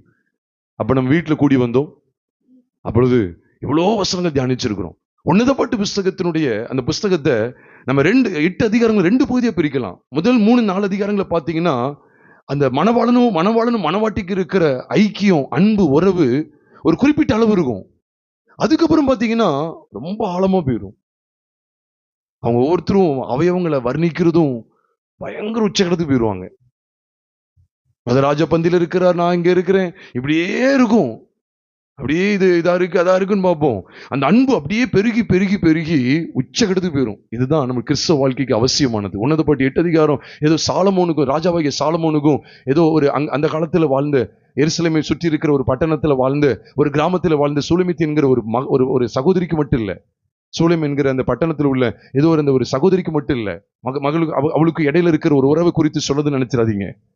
எழுத்து கொள்ளுகிறது ஆவியை உயிர்ப்பிக்கிறது. உன்னத பாட்டுன்னு சொல்லியிருக்கு. அதுக்கு பேரு சாங் ஆஃப் சாலமன் சொல்லுவாங்க, அல்லது சாங் ஆஃப் சாங்ஸ் சொல்லுவாங்க ஆங்கிலத்துல. ஆனா தமிழ்ல பாருங்க உன்னத பாட்டுன்னு இருக்கு. அப்படின்னு என்ன அர்த்தம்? இந்த song of the most high, the song of the most high, உன்னத பாட்டு, உன்னதத்தின் பாட்டு. அப்போ நம்ம தொடர்பு, பூமியில இருக்கிற சபை உன்னதத்தில் இருக்கிற தேவனோடு உள்ள ஐக்கியத்தை நமக்கு காண்பித்து கொடுக்கிறது. பூமியில் இருக்கிற சபைக்கும் உன்னதத்தில் இருக்கிற தேவனுக்கும் இடையில இருக்கிற ஆழ்ந்த உறவு மற்றும் ஐக்கியம் சம்பந்தப்பட்டது உன்னத பாட்டு புஸ்தகம். உன்னத பாட்டு புஸ்தகத்துல நீங்க உன்னத பாட்டு 3வது அதிகாரத்தை பார்த்தீங்கன்னா, முதல் 2 அதிகாரங்கள்ல ஐக்கியப்பட்டுக்கிட்டே இருக்கிற இந்த மணவாளன் மணவாட்டி 3வது அதிகாரத்தை சற்று பிரிஞ்சிருக்கிறது போல இருக்கும். ஏன்னா ஒரு ராக்காலம் வருது. உன்னதப்பட்டு 3வது அதிகாரம் 1 வசனத்தை பார்க்கும்போது, ராக்காலத்திலே ஆத்தும நேசரை தேடுவேன் என்றேன், தேடி நான் அவரை காணவில்லை. என் படுக்கையில தேடி நான் அவரை காணல. அப்புறம் வீதியில வெளியே போய் தேடுற, அப்பவும் என்ன செய்யல, காணல. உண்மையா இல்லையா? அப்புறம் கொஞ்சம் தூரம் தள்ளி போன உடனே கண்டுபிடிச்சால இல்லையா? கண்டுபிடிச்சா. இது ஒரு வகையான அனுபவம். ராக்காலம் சொல்லும் போது ஒருவரும் கிரியை செய்யக்கூடாது, ராக்கால வருகிறது சொல்லி ஆண்டவர் சொன்னார். யோவான் 9வது அதிகாரத்துல 4வது வசனம் 5வது வசனத்துல. அவன் பிரியமானவர்களே, சில உபத்திரவம் தடுமாற்றத்துக்குள்ள மனவாட்டி மணவாளனை தேடுறா. சில உபத்திரவங்கள், போராட்டம், சில பாவ சோதனைங்கிற அந்த இருள தேடும் போது கண்டுபிடிக்க முடியல. ஆனா தொடர்ந்து தேடுறா, கண்டுபிடிச்சா. பாருங்க, அதுக்கு முன்னால 2 அதிகாரங்கள் ஐக்கியப்பட்டுக்கிட்டே இருக்காங்க, ஒன்னாதான் இருக்காங்க. சில சூழ்நிலையில் தடுமாறுறாளா? இப்ப அடுத்து பாருங்க, இப்ப அடுத்து வரக்கூடிய தடுமாற்றம் பயங்கரமானது. 3 அதிகாரத்துல இருக்கிற தடுமாற்றத்தை விட 5 அதிகாரத்தை பாருங்க. 2ஆம் வசனத்துல நேசர் இப்ப லவோதிக்கேய சபையினுடைய அனுபவம் தான் வருது. லவோதிக்கேய சபையினுடைய அனுபவம். இதோ வாசற்படியில நின்று தட்டுகிறேன். தட்டுறார். என்ன சொல்றாரு? கதவை திற, என் மனவாளியை, என் புறாவை, முத்தமையை, கதவை திற, என் தலை பனியினாலும் என் தலைமை வெளியில் பெய்கிற தூரலினாலும் நனைந்திருக்கிறது, நீ கதவை திற அப்படின்னு சொல்லி கூப்பிடுறாரு. உடனே அவ என்ன சொல்றா? சாக்கு போக்கு சொல்ல ஆரம்பிக்க. நமக்கு எல்லாருக்கும் தெரியும் 3ஆம் வசனத்துல, என் வஸ்திரங்களை கழற்றி போட்டேன், திரும்ப எப்படி அவைகளை திரும்ப எப்படி உடுப்பேன், என் பாதங்களை கழுவினேன், திரும்ப எப்படி அவைகளை அழுக்காக்குவேன். சாக்கு போக்கு சொல்றா. அப்புறம் அவர் என்ன செய்யறாரு தெரியுமா? தமது கரத்தை, தமது விரலை என்ன செய்யறாருன்னா அப்படி துவாரத்தின் வழியா நீட்டுற. எனக்கு விரலை பார்த்தாவது என்ன திறந்துட மாட்டாளான்னு பார்த்தா அவ உள்ளம் பொங்கதான் செய்யுது, தாமதிச்சுக்கிட்டே இருக்கிறா. அதுக்கப்புறம் தான் எழுந்திருக்கிறா. 5ஆம் வசனத்துல அவ எழுந்திருக்கிறா. 6ஆம் வசனத்தை ஒருத்தங்க வாசிக்க கேட்கலாம். உன்னத பாட்டு 5 6ஆம் வசனத்தை ஒருத்தங்க வாசிக்க கேட்கலாம். என் நேசரோ இல்லை, போய்விட்டா. பாருங்க,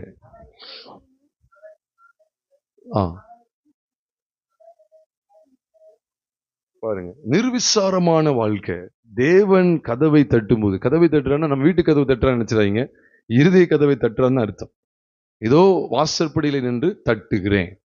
ஒருவனின் சத்தத்தை கேட்டு கதவை திறந்தால், அவர் சத்தத்தை கேட்டு கதவை திறக்கணும். கர்த்தர் மட்டும் பேசிக்கிட்டே இருக்கிறார். இந்த சுலமித்தி சபைக்கு அடையாளம். அங்க இருந்த நேசர் மணவாளன் கிறிஸ்துவுக்கு முன்னிழல், முன் அடையாளம். இது 100% உண்மை. நீங்க சாலமோன் சுலமித்தி மட்டும் எடுத்தீங்க வச்சுக்கோங்களேன், அப்படின்னா அப்ப ஆண்டு ஒவ்வொருத்தருக்கா மீகாலுக்கும் தாவீதுக்கு இடையில இருக்கிற உறவு, ரெபேக்காலுக்கும் ஈசாக்கு இடையில இருக்கிற உறவு, சாராளுக்கும் ஆபிரகாமுக்கு இடையில இருக்கிற உறவு, இப்படி ஒவ்வொருத்தருடைய உறவையும் ஆண்டு காமிச்சுக்கிட்டு இருப்பாரோ? நம்ம அப்படிதான் பார்த்துட்டு இருக்கணும். நீங்க அப்படி பார்த்தீங்கன்னா இது அப்போ உலக பிரகாரமா ஒருத்தங்க 2 பேர் எப்படி லவ் பண்ணலாம் அப்படிங்கறது கொண்டு வர்றாரா? இல்ல, அதுக்காக கிடையாது. சாலமோன் உண்மையாவே கிறிஸ்துவுக்கு முன்னிழல் தான். ஏன்னா தாவீதின் குமாரனாகி கிறிஸ்து அழைக்கப்பட்டா. தாவீதின் சிங்காசனத்தை தாவீதிட்டே ஆண்டவர் 2 சாமுவேல் 7வது அதிகாரம் 12ஆம் வசனம் மற்றும் 14ஆம் வசனத்துல சொல்லும்போது சொல்றாரு, உன் கற்ப பிறப்பை என்ன செய்வேன்? சிங்காசனத்துக்கு கொண்டு வருவேன், அந்த சிங்காசனம் என்றென்றைக்கும் நிலைத்திருக்கும் சொல்லி சொல்றார். அந்த சிங்காசனத்தை குறித்த வெளிப்பாடை தான் நீங்களும் நானும் அப்போஸ்தலர் 2வது அதிகாரம் 30 மற்றும் 31 வாசிக்கும் போது, அது குமாரனு குறித்து அவர் தாவீது தீர்க்கதரிசனம் சொன்னார்னு சொல்லி சொல்லியிருக்கு. எவ்வளவு நேர்த்தியா சொல்றாரு பாத்தீங்களா? அப்ப தாவீதின் குமாரன் கிறிஸ்துவை அறியப்பட்டா. அப்ப சாலமோன் கிறிஸ்துவுக்கு முன்னிழல். உடனே சாலமோன் அப்படி தப்பு செஞ்சார், இப்படி தப்பு செஞ்சான்னு சொன்னா, இந்த அப்ப பழைய ஏற்பாட்டுல யாரதான் கிறிஸ்துவ அடையாளமா சொல்ல? யோசேப்பு கூட எடுக்க முடியாது. பாத்துக்கங்க. ஆபிரகாம் ஒருத்தர் கூட எடுக்க முடியாது. கிறிஸ்து தன்னிகரற்றவர், அவர் நிகரற்றவர், அவர் யாருக்குமே ஒப்பிட முடியாது. பிறகு சில மேன்மையான சுபாவங்களுக்கு மட்டும்தான் எடுக்கிறோம், மற்றபடி நீங்க குழப்படையக்கூடாதுதான் சொல்றேன். அப்ப தப்பு பண்ணவரை நீங்க அவருக்கு அடையாளம் அடிக்கீங்க கேட்டா, பழைய ஏற்பாட்டுல யாரையுமே பேசக்கூடாது. அப்போ மேன்மையான சுபாவங்களுக்கு மட்டும்தான் எடுக்கிறோமே ஒழிய பலவீனமான காரியங்களுக்கு கிறிஸ்துவ முன்னிலை கொண்டு வரவே மாட்டோம். அப்படின்னா நாங்க என்னது தேவனிடத்துல நாங்கள் பொய்யானவர்களை காணப்படுவோம். பிரியமானவர்களே, அப்ப இங்க கவனிங்க. அப்ப இந்த சகோதரி என்ன செய்யறாரு? சகோதரி ஆண்டு பேசிட்டே இருக்காரு. கதவை திறந்து சொல்லும் போது சாக்கு போக்கு சொல்றார். கதவை திறக்க தாமதம் பண்றா. கீழ்ப்படிய தாமதம். என்ன நடக்கு? 7ஆம் வசனத்தை வாசிக்கலாம். நகரத்தில் திரிகிற காவலாளர் இப்பவும் தேடிட்டு தான் வர்றா. 3ஆம் அதிகாரத்திலும் தேடுறா. ஆனா அங்க அடிக்கல, கொஞ்சம் விட்டு பிடிக்கிறாரு. இப்ப 5ஆம் அதிகாரத்திலும் தேடாதான் வெளியே வர்றா. புரியுதா உங்களுக்கு? அதேதான், முதல்ல தேடி வர்றா, அங்க சிச்சிக்கல, கொஞ்சம் விட்டு பிடிக்காரு. 5ஆம் அதிகாரத்துல என்ன செய்யறா? தேடி வர்றா. இப்போ என்னன்னா அப்ப நீங்க தான் கவனிக்கணும். அது ராக்காலத்தின் அனுபவம். இது செவி கொடுக்காம இருதயத்தை அடைத்து கொண்ட அனுபவம். அப்போ நீ அடைச்சுக்கிட்டே இருக்க, உன்னை என்ன செய்றன்னு பாருன்னு சொல்லி ஆண்டு ஒப்பு கொடுக்காரு பாருங்க. இதுதான் உண்மை. நகரத்தில் தெரிகிற காவலாளர் என்னை கண்டு என்னை அடித்து பாத்துங்க, காயம் உண்டாகிற வரைக்கும் அடிச்சிருக்காங்க. அதான் உண்மை. காயம் உண்டாகிற வரைக்கும் என்ன செஞ்சிருக்காங்க? அடிச்சாங்க. அது மட்டும் இல்ல, அவள் மேலிருந்த போர்வை எடுத்துட்டாங்க. ஸ்திரீக்கு மேல போட்டிருக்கிற போர்வை ரொம்ப முக்கியம். மேல இருக்கிற போர்வை அப்படின்னு சொன்னா, அதான் சொன்னேன், மேல இருக்கிற போர்வை அதான் ஒரு நமக்கு இப்ப இருக்கிற ஒரு ஷால் மாதிரி.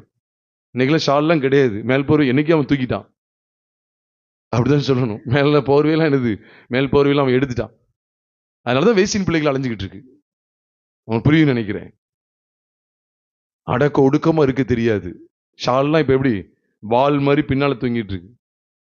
கழுத்துக்கு போயிடும், அப்புறம் காலுக்கு தானே வரும். அது ஷால் வால் மாதிரி தொங்குனா அப்புறம் தொங்க தான் செய்வான். வாலிபருக்கு தொங்க தான் செய்வான். பிரியமான ரொம்ப ஜாக்கிரதையா இருங்க பிரியமானவர்களே.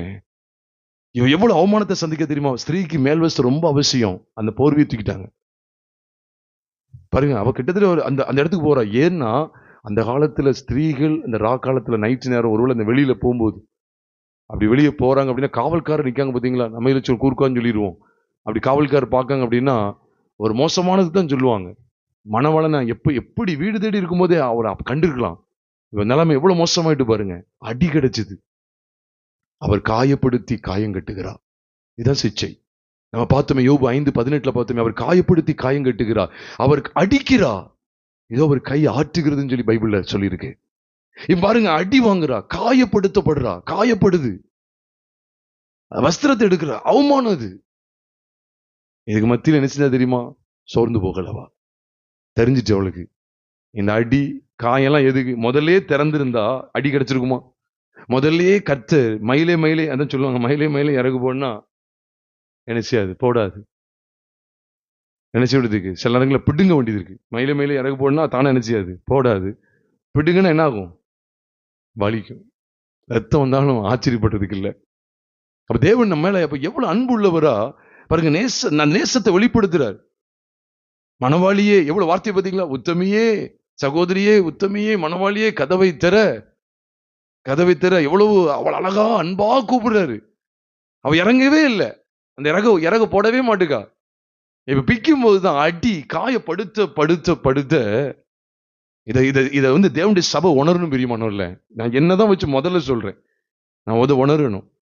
ஒரு அடி கிடைக்குன்னு வச்சுக்கங்களேன், அப்ப நான் உணரணும், என்ன தவறு செய்துட்டேன், நான் என்ன தவறு செய்தேன், என்ன காரியத்தில் ஆண்டவரே என்ற தவறு இருக்கு, என்ன மன்னிங்க.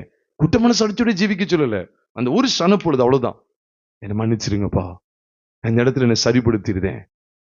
அதனால எவ்வளவு தூரம் தெரியுமா, சில ஊழியரெல்லாம் எய்த்து பேசிடுவேன், அப்புறம் அடி விழும், அப்புறம் போய் என்ன செய்யும் தெரியுமா, நான் உங்களை இப்படி நான் பேசிட்டேன், என்ன மன்னிச்சிருங்க அப்படின்னு சொல்லி கேட்பேன். இதனால நான் இவ்வளவு பெரிய பாதிப்பை சந்திச்சுட்டேன், என்ன மன்னிச்சிருங்க. அதனாலதான் பிரியமான ரொம்ப ஜாக்கிரதைங்க பாருங்க. உதாசனப்படுத்திட்டு போறா, ஆனாலும் கூட அவ என்ன செஞ்சா தெரியுமா, அடியும் வாங்கிட்டு, காயம் எவ்வளவு வேதனையா இருக்கும் அதையும் வாங்கிட்டு என்ன செய்யறா பார்த்தீங்களா, தொடர்ந்து தேடுறா. எருசலேமின் குமார்த்திகள்ட்ட சொல்றா, என் நேசரை கண்டிக்கலன்னா நான் நேசத்தால் சோகம் அடைந்திருக்கிறேன் என்று அவருக்கு சொல்லுங்கள். சொல்லுது மட்டும் இல்ல, அவரை கண்டிக்கலாம் கேட்கிறா. அவர் பார்த்தீங்கன்னா நீங்க அவரை சொல்லணும்னு சொல்லி அவங்கள ஆணையிடவும் செய்யறா. அந்த அளவுக்கு தொடர்ந்து தேட ஆரம்பிக்கா. மற்றவங்கள்ட்ட சொல்றா, தேடுறா தேடுறா. தேடி கண்டுபிடிச்சா அவள் எவ்வளவு பெரிய ஆசீர்வாதத்தை பெற்றா தெரியுமா? மணவாளனோடு ஆரம்பத்தில் இருந்த உறவை விட, நீங்க வேணா தாராளமா பைபிளை வாசித்து பார்க்கலாம், மணவாளன்ட்ட இருந்த ஆரம்பத்தில் இருந்த உறவை விட அது உறவு அதிகமாயிட்டா இல்லையா? உங்களுக்கு புரியுதா? இதுக்குதான் அந்த அடி, இதுக்குதான் அந்த சிக்ஷை. இப்ப நகரத்தின் காவலர் நினைச்சா அவளை கொண்டு கூட போடலாம். அப்படி ஆண்டவர் செய்வார் இல்ல, அதுக்கு பேர் தண்டனை. ஆண்டவர் சிச்சிக்கிறார் பார்த்தீங்களா? இந்த அடி, இந்த காயத்தோட நம்ம என்ன செஞ்சிடணும், திருந்திடணும். இந்த பிரச்சனை ஒரு சில போராட்டத்தில் நமக்கு ஆண்டவர் ஒரு பலவீனத்தை அனுபவிக்கிறார், இதுலயே நம்ம மாற்றிடணும், இதுலயே நம்ம சரிப்படுத்த ஒப்பு கொடுக்கணும். அதனாலதான் அங்க ஆண்டவர் சொல்றார், ஒப்பு கொடுக்கிறார், அடிக்கு ஒப்பு கொடுக்கிறார், காயத்துக்கு ஒப்பு கொடுக்கிறார். இந்த காயத்துக்கு பிறகு அவளுக்கு நடக்கிறத பாத்தீங்கன்னா, அதனாலதான் இதைத்தான் நம்ம முக்கியமா நான் சொல்லி முடிக்க இருக்கிறேன். இந்த காயத்துக்கு பிறகு நடக்கக்கூடிய ஆசீர்வாதத்தை பார்த்தா இன்னும் அதிகமா அன்பு கூறுகிறார். அதனால நீங்க முதல் 4 அதிகாரங்கள்ல இருந்த அன்பை விட 5வது அதிகாரத்துல சிச்சைக்கு உட்படுத்தப்பட்டு அவள் அன்பு கூற ஆரம்பிக்கிறத பாத்தீங்கன்னா அதிகமாய் அன்பு கூறுவா. அதனாலதான் ஆண்டு நம்முடைய பிரோஜனத்துக்காகவே சிச்சிக்கிறா. ஏன் ஆண்டவர் அனுமதிச்சீங்க? இல்ல, அவளுக்கு அடியை ஏன் வாங்கிட்டு மறுபடியும் தேட போனா தெரியுமா? நான் செஞ்ச தப்புக்கு தான் அந்த அடி. நான் முதலே கதவு திறந்திருக்கலாம். இல்ல, இவரை நான் விட மாட்டேன். அடி வாங்கினாலும் சரி, காயப்படுத்தப்பட்டாலும் சரி, நான் தொடர்ந்து தேடுவேன்னு சொல்லி தேடினா பாருங்க, அந்த தேடுதலுடைய விளைவை பார்த்தா அதிகமா பயங்கரமா நெருக்கமா போயிட்டா. இதுக்காக தான் கர்த்தர் இப்படிப்பட்ட அனுபவத்தை நம்முடைய வாழ்க்கையில அனுமதிக்கிறார். சிச்சித்து உம்முடைய வேதத்தை கொண்டு போதிக்கிற மனுஷன் பாக்கியவான். யோனாவுடைய வாழ்க்கையை பார்க்கல, நம்ம டைம் இல்லைனாலும் ஒரு சில மடங்களை முடிக்க வாஞ்சிக்கிறேன். யோனாவுடைய வாழ்க்கையை பாருங்க, நம்ம எல்லாருக்கும் தெரியும். யோனாவை என்ன செஞ்சா தெரியுமா? யோனா கர்த்தருடைய வார்த்தைக்கு எதிர்த்து நிற்கிறார். நினைவுக்கு போய் சொல்றாரு, தர்சீஸ். நம்ம யோனால நிறைய படிப்புன்னு படிச்சுக்கிட்டே இருக்கும், வந்துகிட்டே இருக்கு. தோண்ட தோண்ட இது பெரிய துறவு, படிச்சுக்கிட்டே இருக்கும். என்ன பாக்குறோம்? எதிர்த்து நிக்கிறாரு. கர்த்தர் எப்படிப்பட்ட பாருங்க, தூங்க விடல அவரு. நான் கூட நினைப்பேன், சில நேரம் ஆண்டு தூங்க விடலன்னு அப்படி நான் யோசிப்பேன். நான் ஜெபத்துல குறைவுபட்டு இருக்கிறேன், ராக்காலத்துல விழித்திருந்து ஜெபிக்கிறதுக்காக ஆண்டவர் என்னை ஏவுறார் அப்படின்னு தான் நான் இப்பவும் நினைச்சிட்டு இருக்கேன். நைட்ல சில தூக்கம் வராது. நான் நினைச்சுக்கிட்டுவேன் என்னன்னா, நான் தூக்கத்தை கட்டுப்படுத்தி அப்படியே அலையிறதுனால தூக்கம் எல்லாம் போயிட்டு நினைப்பேன். ஆனா சில சூழ்நிலையை தேவன் அனுமதிக்கும் போது, இல்ல நான் ராக்காலத்துல ஜெபிக்கணும்னு சொல்லி தேவன் விரும்புறாரு. இந்த ஜெபம் காணாதுன்னு சொல்லி தேவன் விரும்புறாரு. நான் இன்னும் என்னுடைய ஜெப வாழ்க்கையில சரியில்லை அப்படிங்கறத தேவன் விரும்புறாரு. இப்படி யோசிக்கிறவன் தான் மாத்தி யோசிங்களேன். உலகத்தானே சொல்ல மாத்தி யோசிப்பா அப்படின்னு சொல்லி கொடுக்கான். நம்ம என்ன யோசிப்போம் தெரியுமா? இது இயல்பா உள்ளதானே, ஒரு தூக்க மாத்திரை போட சரியாயிரும். இல்ல இல்ல இல்ல.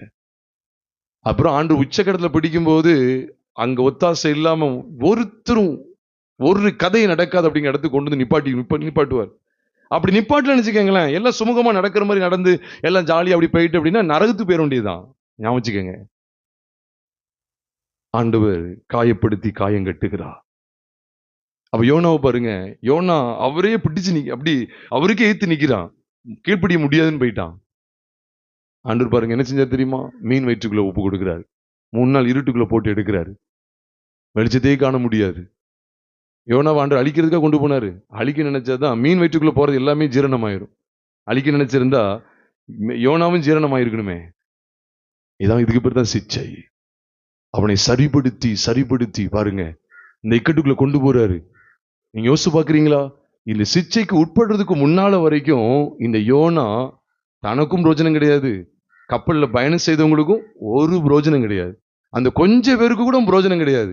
ஆனா சிச்சைக்கு உட்பட்டு இவன் வாழ்க்கை செதுக்கப்பட்டு செம்மையாக்கப்பட்டதுக்கு பிறகு அவன் வாழ்க்கையை பார்த்தீங்கன்னா 120,000 ஜனங்களுக்கும் மேற்பட்ட ஜனங்களுக்கு ஆசீர்வாதமான பாத்திரமாவே அவன் மாறிவிட்டான்.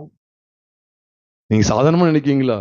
சிச்சையினுடைய விளைவு, சிச்சைக்கு ஒப்பு கொடுக்கிற மனுஷனுடைய விளைவு பயங்கரமா இருக்கும். நம்ம சும்மா சொல்லிட்டு போயிருந்தோம், கத்து எனது உன்னோட கூட நான் உன்னோட கூட இருந்து செய்யும் காரியம் பயங்கரமா இருக்கும். இங்க காரியத்தை பாருங்க. ஒரு கப்பல் எத்தனை பேர் பயணம் செஞ்சிருப்பாங்க? ஒரு 20 பேர் பயணம் செஞ்சிருப்பாங்களா? 50 பேரே வைங்களேன். வெறும் 50 பேருக்கு கூட அவனால நஷ்டம் தான். உண்மையிலே நஷ்டம் தானே. அவனால அவ்வளவு பேருக்கும் பாதிப்பு. அவங்க சரக்கு எல்லாம் நஷ்டமா நஷ்டம் இல்லையா? ஒரு மனுஷனுடைய கீழ்ப்படியாம பாருங்க, சரக்குகள் எல்லாத்தையும் கீழே கொண்டு போடுறாங்க, தண்டு வலிக்காங்க, கை காலெல்லாம் எவ்வளவு வலிக்கும், உடல் வலி. உண்மையா இல்லையா? உடல் வலி இருந்திருக்கும். சரக்குகள் எல்லாத்தையும் கப்பல்ல போடுறாங்க. நஷ்டம் கிடையாது. கப்பலை போட்டு வந்துருமா, வெளியே வந்துருமா? எல்லாம் நஷ்டம்.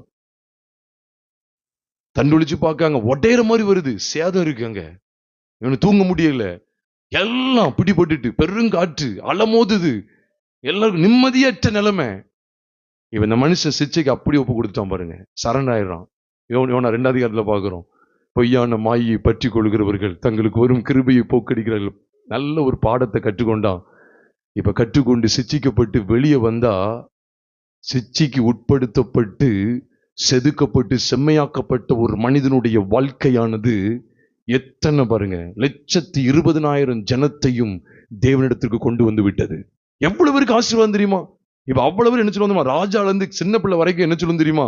ஐயா, இந்த யோனா மட்டும் எங்க தேசத்துக்கு எங்க பட்டணத்துக்கு வராம போயிருந்தா நாங்க அவ்வளவு பேரும் கிட்டத்தட்ட 40 நாள்ல எல்லாம் நாசமா போயிருப்போம் சொல்லியிருப்பாங்க. சொல்லுவாங்களா மாட்டாங்களா?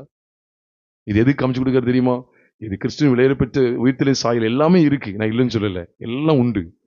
ஆனா இந்த சிச்சைக்கு ஒப்பு கொடுக்கிற அனுபவம், சிச்சைக்கு ஒப்பு கொடுக்கிறார். அதனாலதான் பாருங்க, ஆமனுக்கு செடி வளருது, சந்தோஷப்படுறாரு, அதை எடுக்கிறாரு, உனக்கு எரிச்சல் வருது, படிப்பனை கற்றுக் கொடுக்கிறார், படிப்பனை பாடம் கற்றுக் கொடுத்துட்டே இருக்கிறார். எதுக்கு ஆமனுக்கு எடுத்தார்? மிகுந்த எரிச்சல். நீ எரிச்சலா இருக்க, நீ சீர்படணும், அதுக்கு தான் அந்த எடுத்தார். அதை நம்ம உலகத்தின் மேல சந்தோஷப்பட்டு இருக்கோமா? அற்பமான ஆமனுக்கு செடி மேல சந்தோஷப்பட்டு இருக்கிறோமா? ஆண்டவர் அதுல கை வைப்பாரு, ஒரு பூச்சியை கட்டளையிடுவார், நஷ்டத்தை உண்டாக்கும். அப்பதான் நமக்கு என்ன செய்வோம்? இன்னும் நம்ம தேவன்கிட்ட வரணும் அப்படிங்கிறத. ஏன்னா அவன் ஆமனுக்கு, ஆண்டவரை விட்டுட்டு ஆமனுக்கு மேல பிரியமா இருக்கிறான். ஆத்மாவை விட்டுட்டு ஆமனுக்கு பிரியமா இருக்கிறான். கை வைக்கிறாரு, தன்னை ஒப்பு கொடுக்கிறான். ஆண்டவருடைய டீலிங் எல்லாமே தான் பிரியமானவர்களே. தாவீதுடைய வாழ்க்கையை பாருங்க. தாவீதுடைய வாழ்க்கை, தாவீது பச்சைப்பட்ட தவறு செய்ததுக்கு பிற்பாடு நாத்தார் வந்து உணர்த்துறாரு, தன் பாவத்தை உணர்றாரு.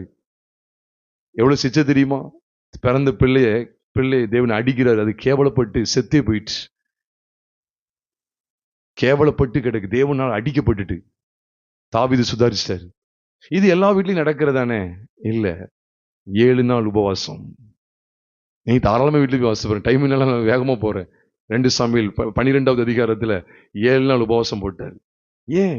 அதுக்கு மேல போட்டுட்டா இருக்காரு, 7 நாள் போட்டா இருக்காரு. இல்ல, இப்ப பாருங்க, இங்க அடி விழுந்த உடனே, பிறந்த பிள்ளை செத்த உடனே தெரிஞ்சிட்டு, நம்முடைய தப்புனால இது நடந்துட்டு, தேவன் அடிச்சிட்டாரு, இது கேவலமா இருக்கு. உடனே உட்கார்ந்து அழுதுகிட்டு இருக்குல்ல, உடனே என்ன பண்ண தெரியுமா? தேவ சமத்து போயிட்டாரு. 7 நாள் அப்பம் புசிக்க மாட்டேன், குடிக்க மாட்டேன், அப்படியே உட்கார்ந்துட்டாரு. ஊழியக்காரங்களாம் பேசிக்கிறாங்க, பிள்ளை செத்துட்டு. 7ஆம் நாள்ல பிள்ளை என்ன செஞ்சுட்டு, 7ஆம் நாளில் பிள்ளை செத்துட்டு ஒரு காதுல விழுது, எந்திரிச்சிட்டார். கரெக்டா செஞ்சுட்டார், கரெக்டா செஞ்சுட்டார். பிள்ளைக்காக அழதான் செய்யணும், இல்ல, அவர் கரெக்டா செஞ்சுட்டார். தப்பு என்ன, எனக்கு தண்டனை வாங்கிட்டேன், இனிமே பாவம் செய்யக்கூடாது.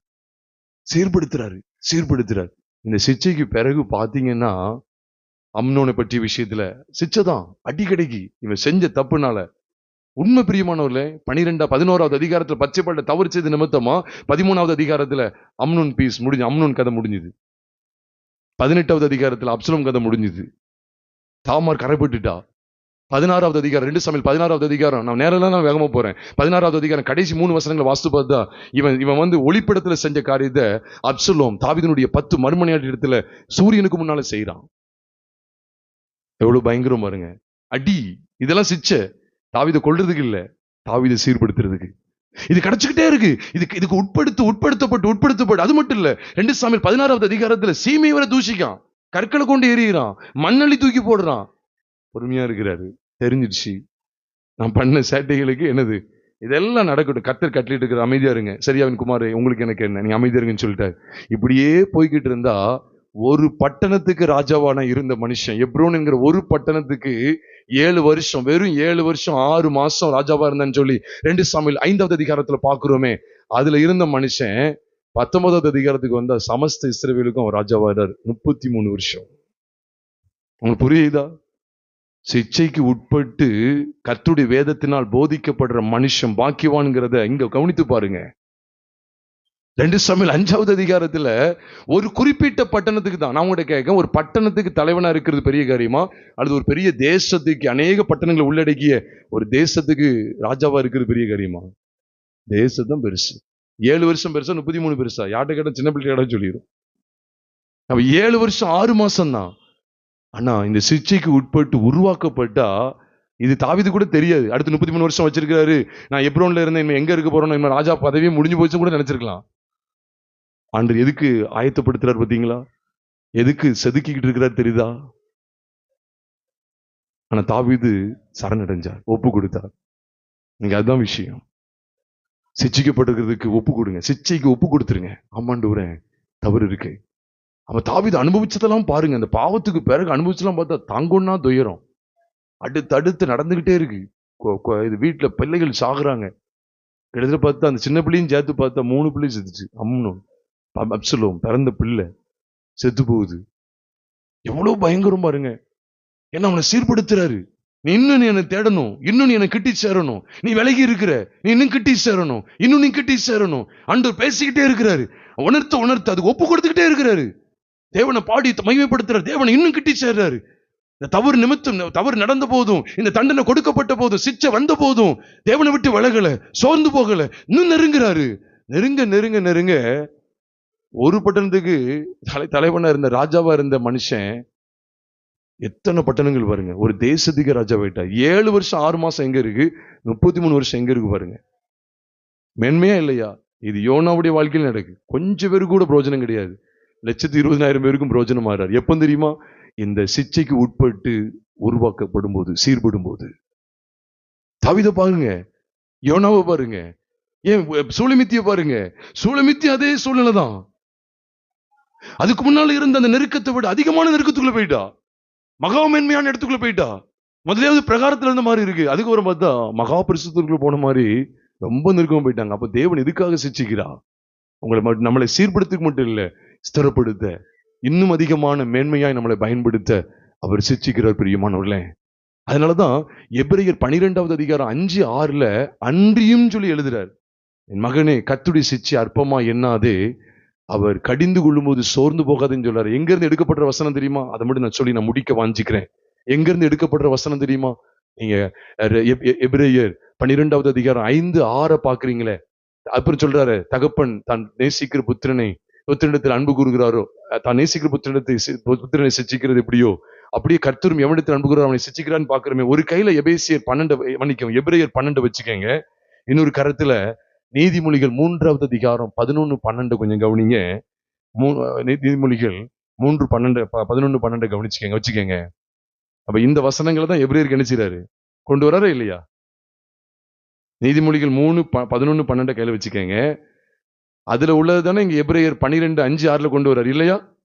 அதே வசனத்தானே கொண்டு வர்றாரு. அதே வசனங்களை தான் இங்க கொண்டு வர்றாரு. நீதிமொழிகள் எழுதப்பட்டதுதான் இங்க எபிரேய நாக்கின் கொண்டு வரும்படிக்கு தேவ ஆவியினால் நடத்தப்பட்டா.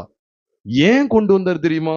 ஏன்னா 5வது வசனத்துக்கு முன்னால நீங்க 2, 3, 4 ஆகிய வசனங்களை பார்த்தால் 2, 3 போட்டிருக்கு, அவர் தமக்கு முன் வைத்திருந்த சந்தோஷத்தின் பொருட்டு அவமானத்தை எண்ணாமல் சிலுவையை சகித்து, என்ன ஆனாராம்?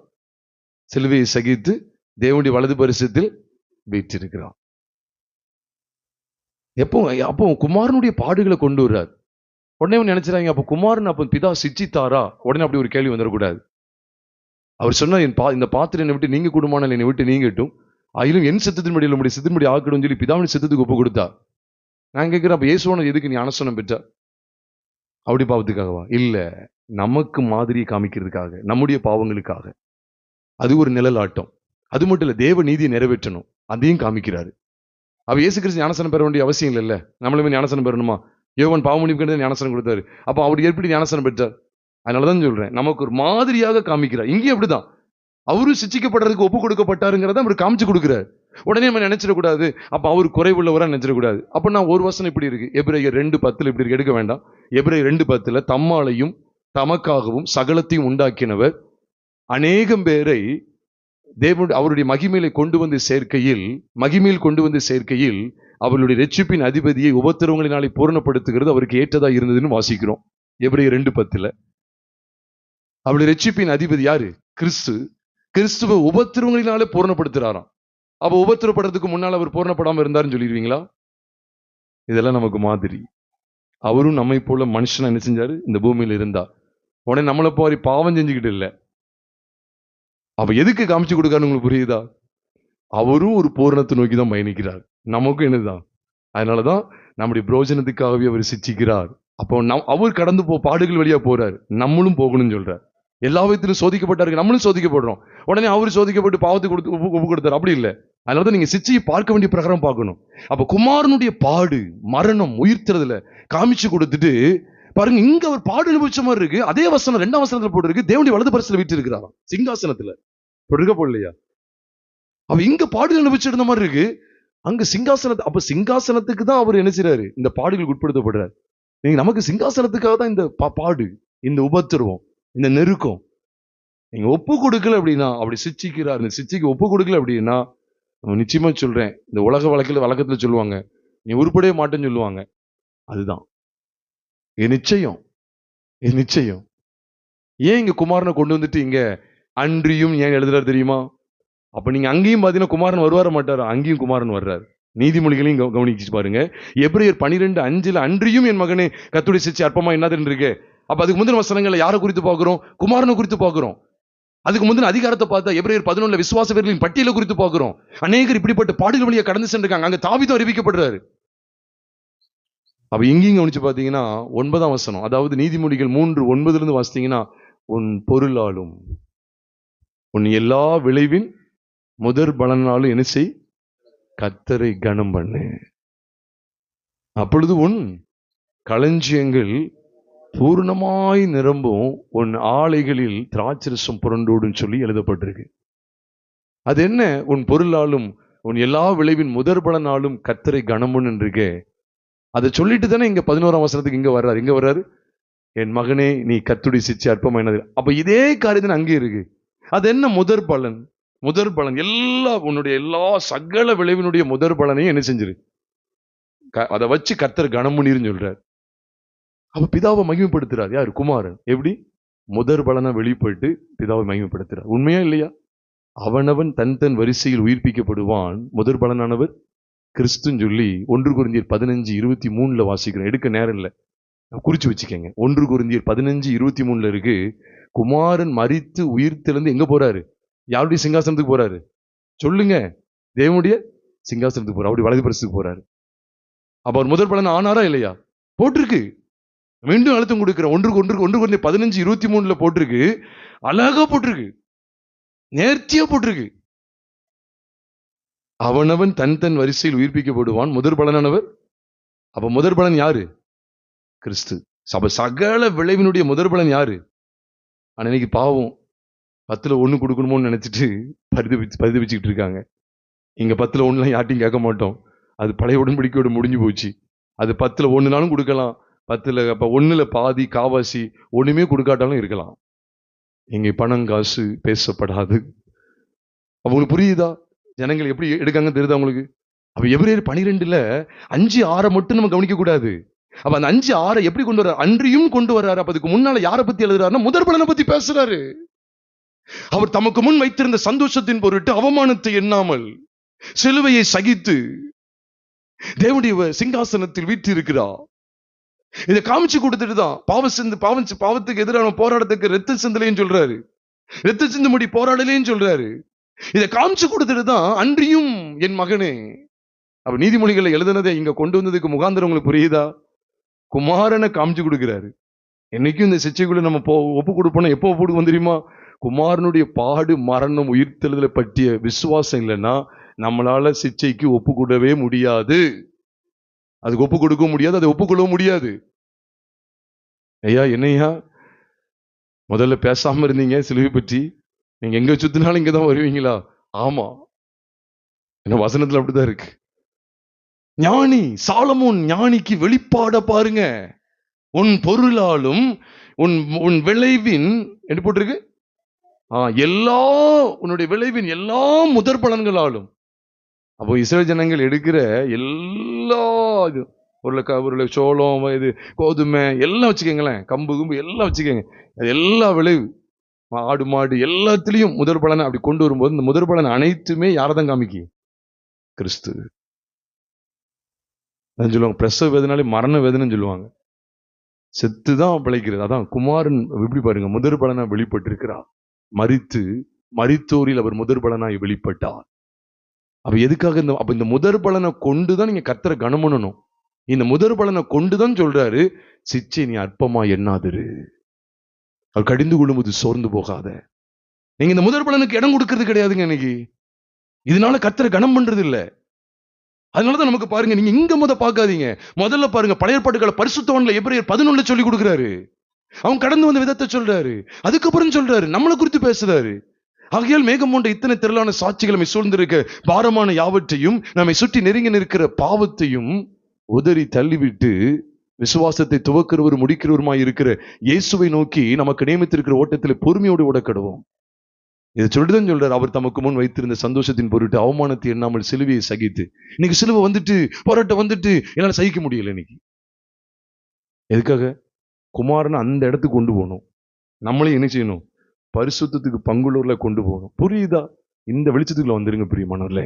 இதைத்தான் அங்க நீதிமொழியில சொல்றார், உன் எல்லா விளைவின் உன் எல்லா விளைவின் முதற் பலனாலும் கர்த்தரை கனம் பண்ணுன்னு சொல்றார். அப்ப நீங்க பாப்பீங்க, என்னது ஆலைகள் என்ன செஞ்சிடும்? திராட்சரசத்தினால புரண்டு ஓடுமா.